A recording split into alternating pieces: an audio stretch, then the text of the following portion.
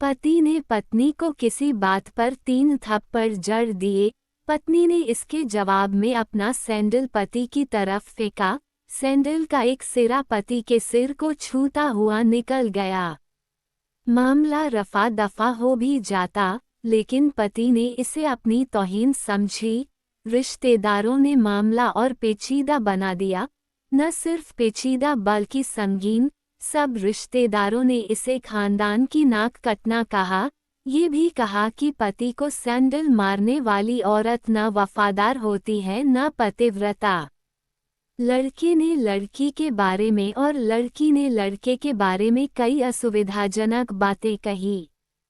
मुकदमा दर्ज कराया गया। पति ने पत्नी की चरित्रहीनता का तो पत्नी ने दहेज उत्पीड़न का मामला दर्ज कराया। 6 साल तक शादीशुदा जीवन बिताने और एक बच्ची के माता पिता होने के बाद आज दोनों में तलाक हो गया। पति पत्नी के हाथ में तलाक के कागजों की प्रति थी। दोनों चुप थे, दोनों शांत, दोनों निर्विकार। मुकदमा 2 साल तक चला था। अंत में वही हुआ जो सब चाहते थे, यानी तलाक। यह महज इत्तेफाक ही था कि दोनों पक्षों के रिश्तेदार एक ही टी स्टॉल पर बैठे, कोल्ड ड्रिंक्स लिया। ये भी महज इत्तेफाक ही था कि तलाकशुदा पति पत्नी एक ही मेज के आमने सामने जा बैठे। लकड़ी की बेंच और वो दोनों, कांग्रेचुलेशन। आप जो चाहते थे वही हुआ। स्त्री ने कहा, तुम्हें भी बधाई, तुमने भी तो तलाक देकर जीत हासिल की।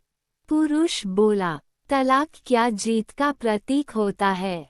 स्त्री ने पूछा, तुम बताओ। पुरुष के पूछने पर स्त्री ने जवाब नहीं दिया। वो चुपचाप बैठी रही, फिर बोली, तुमने मुझे चरित्रहीन कहा था। अच्छा हुआ अब तुम्हारा चरित्रहीन स्त्री से पीछा छूटा। वो मेरी गलती थी, मुझे ऐसा नहीं करना चाहिए था। पुरुष बोला, मैंने बहुत मानसिक तनाव झेली है। स्त्री की आवाज सपाट थी, न दुख न गुस्सा। जानता हूँ पुरुष इसी हथियार से स्त्री पर वार करता है, जो स्त्री के मन और आत्मा को लहूलुहान कर देता है। तुम बहुत उज्ज्वल हो, मुझे तुम्हारे बारे में ऐसी गंदी बात नहीं करनी चाहिए थी।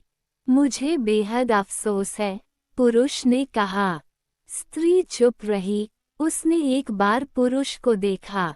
कुछ पल चुप रहने के बाद पुरुष ने गहरी सांस ली और कहा, तुमने भी तो मुझे दहेज का लोभी कहा था।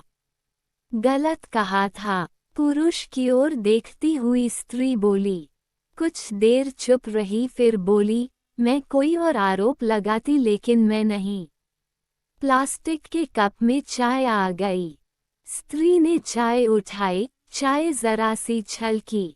गर्म चाय स्त्री के हाथ पर गिरी। सी की आवाज निकली। पुरुष के गले में उसी क्षण ओह की आवाज निकली। स्त्री ने पुरुष को देखा। पुरुष स्त्री को देखे जा रहा था। तुम्हारा कमर दर्द कैसा है? ऐसा ही है, कभी वोवरॉन तो कभी काम्बी फ्लेम। स्त्री ने बात खत्म करनी चाहिए।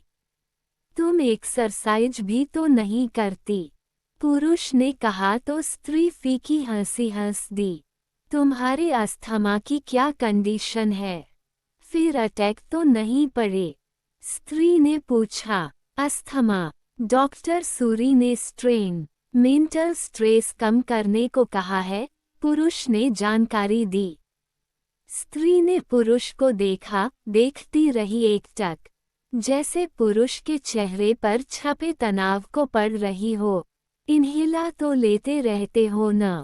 स्त्री ने पुरुष के चेहरे से नजरें हटाईं और पूछा। हाँ, लेता रहता हूँ। आज लाना याद नहीं रहा, पुरुष ने कहा।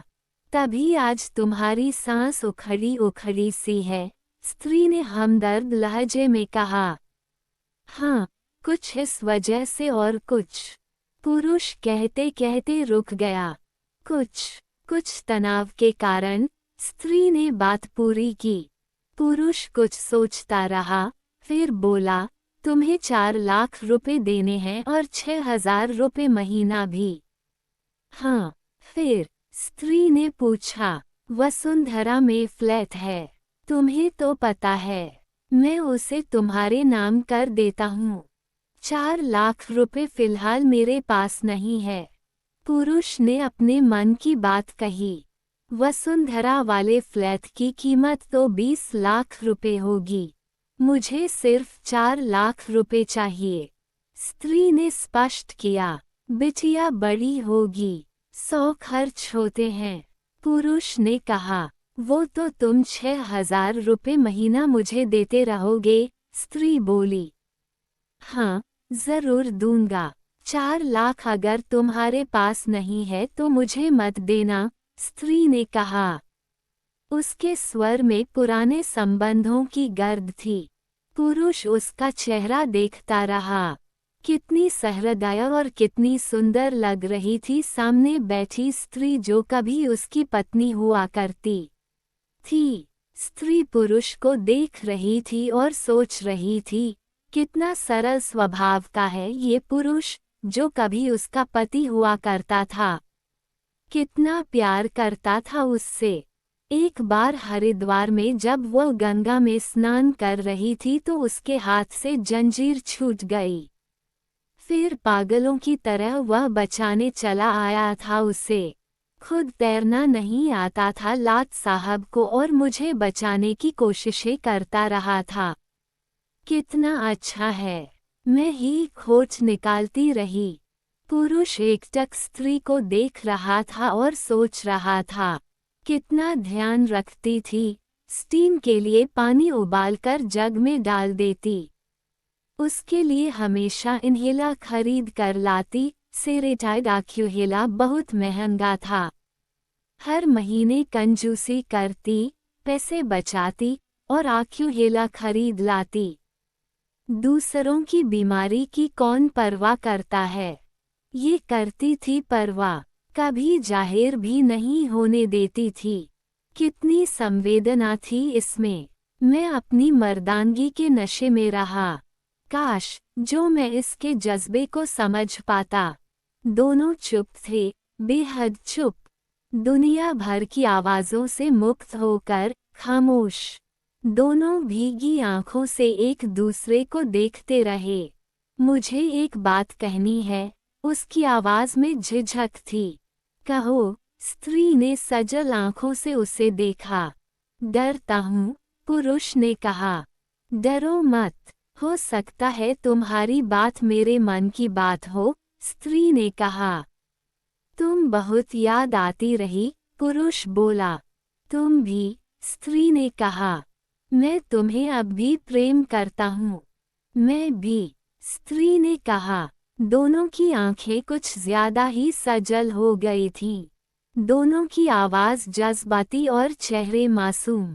क्या हम दोनों जीवन को नया मोड़ नहीं दे सकते? पुरुष ने पूछा। कौन सा मोड़? हम फिर से साथ साथ रहने लगें। एक साथ, पति पत्नी बनकर, बहुत अच्छे दोस्त बनकर। ये पेपर, स्त्री ने पूछा, फाड़ देते हैं? पुरुष ने कहा और अपने हाथ से तलाक के कागजात फाड़ दिए। फिर स्त्री ने भी वही किया। दोनों उठ खड़े हुए, एक दूसरे के हाथ में हाथ डालकर मुस्कुराए। दोनों पक्षों के रिश्तेदार हैरान परेशान थे। दोनों पति पत्नी हाथ में हाथ डाले घर की तरफ चले गए। घर जो सिर्फ और सिर्फ पति पत्नी का था। पति पत्नी में प्यार और तकरार एक ही सिक्के के दो पहलू हैं। जरा सी बात पर कोई ऐसा फैसला न ले कि आपको जिंदगी भर अफसोस हो। दोस्तों, कहानी कैसी लगी कमेंट करके ज़रूर बताना। कहानी पसंद आई हो तो वीडियो को लाइक शेयर करें और चैनल को सब्सक्राइब करें।